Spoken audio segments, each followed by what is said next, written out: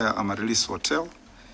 And we also assigned Continental Asset Management to acquire then Sigerege Boutique Hotel. And of course, Old Mutual Investment Group was assigned the task of building the Lifestyle Hotel in Blantyre. These decisions having been made, they were now pursuits by our investment managers and the NICO asset managers, who I will possibly now concentrate on because they were now managing this particular investment, did engage with the sellers of this particular asset. The manner of commencement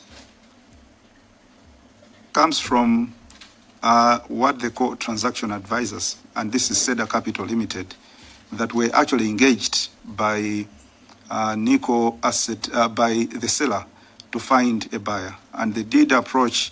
They got in touch with NICO asset managers to actually see if the opportunity to invest by acquiring Amaryllis Hotel could be realized. NICO was formally appointed by the fund, and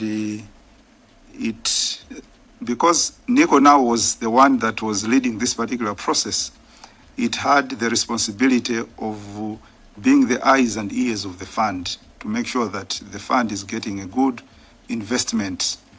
So NICO did engage three institutions, I should say, because there was the Garden City Valuers, there was Knight Frank, and of course there was FDH Bank that were hired to do the valuations.